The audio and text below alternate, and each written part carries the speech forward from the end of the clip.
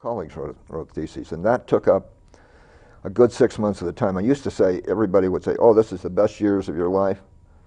Not so. You would, you'd go to classes in the morning, then you'd go and have lunch. Maybe you had a game of bridge after lunch, maybe.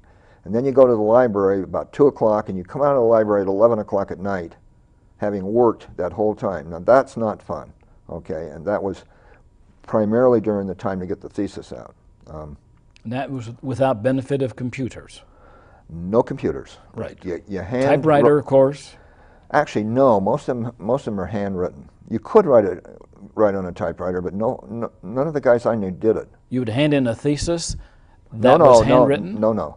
You'd hand it to your typist, and she would type it up. Okay, yes. Okay, that's what I thought. Hey, at least once, maybe twice. Right. And she'd charge for that, which was, good. No, you had to turn it in. It had to be in good paragraph form. Yep. All of the rules of literature, et cetera, et cetera. It could have photographs if you wanted photographs, but it was really it was an expository type writing. It was difficult, particularly writing about someone like Stephen Crane, who had great attributes and also terrible attributes. It was kind of like you had to give the balanced view. A good writer and a good writer and a poor writer. Some of what he wrote was childish, So, but the Red Badge of Courage was a great work of imagination. Okay, now, so Mike is a Princeton graduate.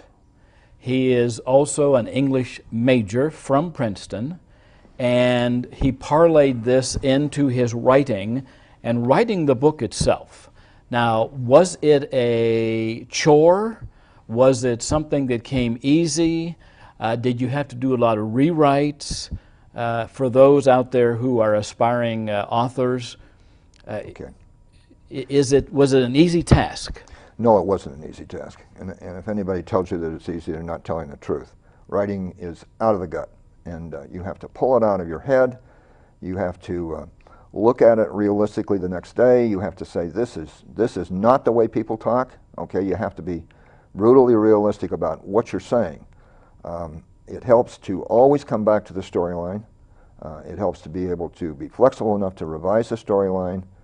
It helps to, when you're writing a chapter, and there are 26 in this book, it helps to know exactly where you're going to go with it, okay? Because if you don't know where you're going to go with it, it'll look like it. People say writing is fun. I say it's fun when you get it done. It's as you know, it's a very difficult task, and some people just don't have the patience for it. Did you have an ending before you got started? Pretty much. I knew, I know what my themes were, and I was following them. I knew pretty much that it would end with a graduation. I just thought, this is a great way to end a book, okay, because the daughter of the main character is graduating from college. Life looks, great. She looks great. They sing, et cetera, et cetera. It's a festive time. It's a transition into another kind of existence. So I pretty much knew that's the way it would end. As in between, I pulled out all the stops. I had one of the characters run for governor of Wyoming. We have one of the characters in here was a governor of Wyoming, and he dies, so we have a requiem for him. He was a man who was into buffalo, had a buffalo herd. He gives us the herd, we transfer the herd, etc. He was a tremendous individual and a real character. So I made him a character, okay? I tried to fashion him after some of the characters I've known, and that was inventive, okay? He didn't win, my partner did not win his election. He lost by 1,200 votes, which for a guy who'd never run for office wasn't bad. So I got all of the political things. We got the Union Pacific to loan us the Eisenhower train with the cars on it, speech off the back. Let's see, Harry Truman used the same method. And when you do that, you cover all the small towns because the train stops everywhere. So we felt that was a kind of a necessary, very expensive, but a necessary venture to get our candidate elected. Now, did you have a schedule? Meaning, did you say, I'm going to write 1,000 words a day, or? No. You did not have that? No, but I did make the rule.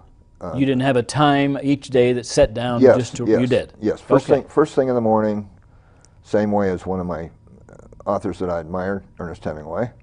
Used to write until noon, and then he went off on recreational ventures. Yes, I did. I wrote every morning, sometimes I would conclude about 10 o'clock in the morning. I'd say that's enough. It pulls your, it pulls you down, and it takes a lot of energy to write. Then I would reread it. I'd just leave it alone that day. I wouldn't touch it. Then the next morning I would reread what I'd written, make any necessary changes, and then go at it fresh. I think the rule is that you should write every day, even if it's 5 sentences. Okay, you should. It is a tremendous habit.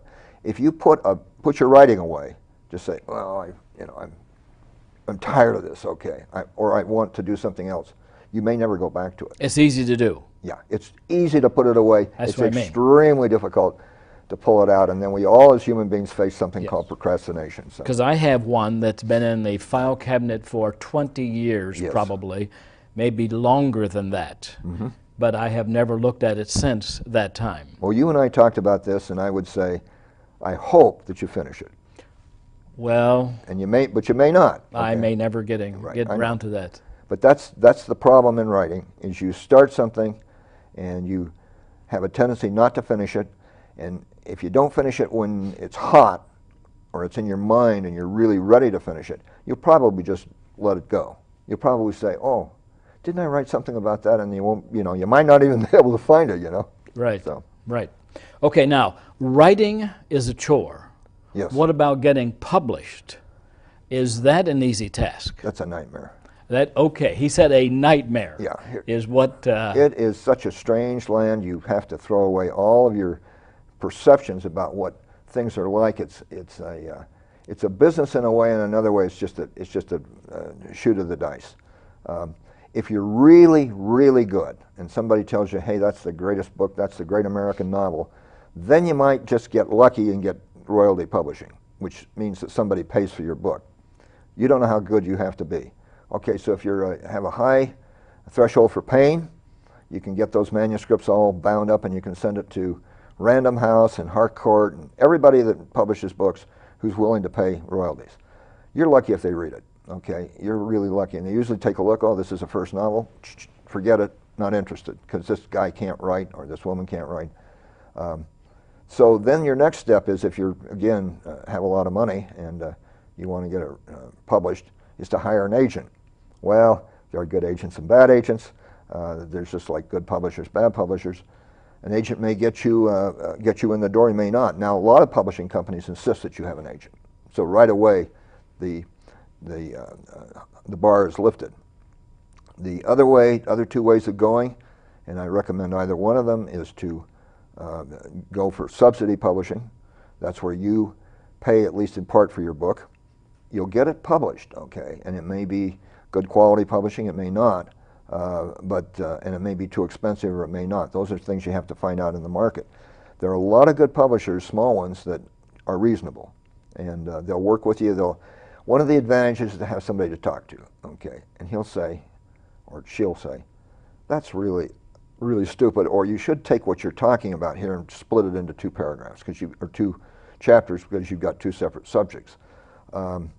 The fact that the publisher will criticize you, give you critiques, is positive. Other publishers who are just rote, it's in and out, they don't want to talk to you. In fact, they may never talk to you. It's all by email. They do not want to have a discourse with the writer. They take their time, they're into routines. Oh, now we pass it out of editorial into production, and then, oh, we can't go out of production until we get into marketing. They've got everything compartmentalized. That's the kind of publisher I think you want to avoid. So you're out in the market looking for a publisher.